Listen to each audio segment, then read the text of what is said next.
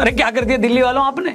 दुनिया के सबसे कट्टर ईमानदार नेता का ये हाल कर दिया। दुनिया की सबसे ईमानदार पार्टी की ऐसी दुर्गति। सर जी के ही शब्दों में कहूं तो भगवान माफ नहीं करेगा। दिल्ली के मुगले आजम को तुमने रायते आजम बनाकर रख दिया। तुम लोगों ने दुनिया के सबसे कट्टर ईमानदार नेता श्री केजरीवाल जी को हरा दिया। दुनिया के सबसे बड़े शिक्षा मंत्री मनीष सिसोदिया जी को भी पेल दिया। तुम्हारी इतनी हिम्मत, भगवान माफ नहीं करेगा। परम आदरणीय सत्येंद्र जैन भी हार गए हैं और नित्य वंदनीय सौरभ भारद्वाज जी को भी दिल्ली की बेरहम जनता ने पेल दिया है। मतलब अगर किसी पार्टी के टॉप लीडर अपनी अपनी सीटें भी नहीं जीत पा रहे हैं तो आप समझ सकते हैं कि जनता ने उनकी क्या पुंगी बजाई है। उन्हें सिर्फ हराया ही नहीं है बल्कि उनकी छाती पर घुटना रखकर उनकी जान ही निकाल ली है। नहीं, भगवान माफ नहीं करेगा। मैं दिल्ली वालों से पूछना चाहता हूं, ऐसे कौन हराता है बे? हमें लगा था आम आदमी पार्टी 8-10 सीटें कम पा जाएगी, लेकिन तुमने तो उन्हें दिल्ली की सल्तनत से उठाकर झाग वाली यमुना में ही बहा दिया। क्योंकि हम ईमानदार। माना कि केजरीवाल जी ने दिल्ली में बुजुर्गों के लिए मुफ्त धार्मिक यात्रा के लिए गाड़ी चला रखी है, पर इसका मतलब ये ना थोड़ी है कि भैया आप लोग उन्हें ही हराकर इस बाली उम्र में उन्हें ही धार्मिक यात्रा पर भेज दोगे। ऐसे कैसे? वैसे भी वो पिछले 1 साल से अपने घर से तिहाड़ तक की यात्रा करके काफी थक चुके हैं, लेकिन तुम लोगों ने जरा भी रहम नहीं दिखाया, जरा भी रहम नहीं। अब बताओ कौन करेगा तुम्हारा रोज रोज एंटरटेनमेंट? कौन हर रोज टीवी पर आकर कहेगा कि एलजी हमें काम करने नहीं देते, सैमसंग हमें झाड़ू लगाने नहीं देते, वोल्टास हमारे घर में आकर कचरा फेंक कर चले जाते हैं, हिटाची छत पर सूख रहा हमारा अंडरवेयर चुरा लेता है। कौन बोलेगा ये सब? मैं हैरान हूं दिल्ली वालों, आप लोग इतने बेदर्द कैसे हो सकते हो?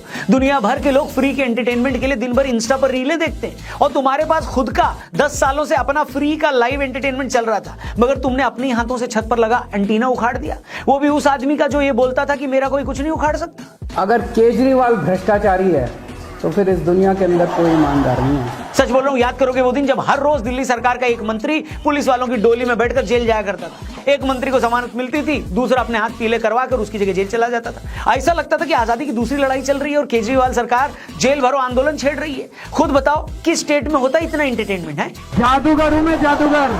आखिर कौन सा वादा था जो केजरीवाल ने पूरा नहीं किया था? उन्होंने कहा था कि दिल्ली को लंदन बना देंगे। आप जाकर घर देखो उनका, आपको इतना आलीशान घर लंदन में भी नहीं मिलेगा। अब ये आप लोगों की गलती है जिनको ये लगा कि वो पूरी दिल्ली को लंदन बनाने की बात कर रहे थे। ये इतने बड़े बड़े घरों में रहते हैं। तो क्या हुआ जो उन्होंने अपने घर को लंदन बनाने के लिए सरकारी खजाने से 44 करोड़ रुपए उड़ा लिए? कोई बात नहीं, ये अलग बात है। जब वो दिल्ली के अपने शीश महल में रह रहे थे तो उसी वक्त लाखों दिल्ली वाले नाला फेसिंग घर, बोले तो छी फेसिंग अपने घरों में बदबू का आनंद ले रहे थे। लेकिन दिल्ली वालों को यह तो तसल्ली थी कि उनके शहर में कोई तो लंदन जैसे घर में रह रहा है। नहीं, 10 एसी लगे हुए शीला दीक्षित के घर पे। केजरीवाल जी ने बोला था मुझे सीएम बना तो हम यमुना को साफ कर देंगे। उन्होंने यमुना को पूरी तरह साफ भी कर दिया, लेकिन दिल्ली में पोल्यूशन इतना ज्यादा है कि आप लोगों को कभी यमुना की सफाई दिखाई नहीं दी। और दिल्ली में पोल्यूशन भी कोई केजरीवाल जी ने नहीं फैलाया था, वो तो आम आदमी पार्टी के कामों से बीजेपी वालों में इतनी ज्यादा जलन थी कि उस जलन का, यानी उनकी छाती जब जल रही थी तो उस छाती से निकली आग की वजह से पूरी दिल्ली में धुआं फैल गया था।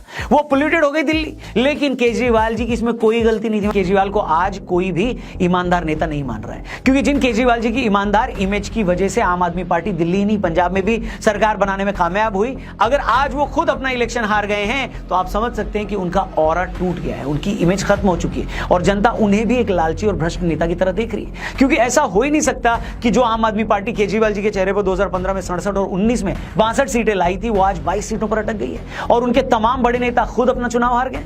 इसका सीधा मतलब यह है कि लोगों को भी लगता है कि केजरीवाल जी की पार्टी भी बाकी पार्टियों की तरह है। पिछले 4 सालों में शराब नीति को लेकर केजरीवाल और पूरी आम आदमी पार्टी पर जो इल्जाम लग रहे हैं, लोगों ने काफी हद तक उन आरोपों को ठीक भी माना है। केजरीवाल इस बात का भी जवाब नहीं दे पाए कि 10 सालों बाद भी यमुना गंदी क्यों है। वो इस बात को भी क्लियर नहीं कर पाए कि आज पंजाब में भी उनकी सरकार है तो क्या वजह है कि आज भी पंजाब से पराली का धुआं दिल्ली आ रहा है। इसके अलावा उन्होंने अपने मकान के रिनोवेशन पर 44 करोड़ रुपए खर्च किए। इस खर्च की बात तो खुद दिल्ली सरकार भी मानती है। तो इन सारे इल्जामों ने उन्हें भी बाकी पार्टियों की तरह एक और पार्टी बना दिया जो करप्शन भी कर सकती है, जो अपनी शान और शौकत पर पैसा भी खर्च कर सकती है।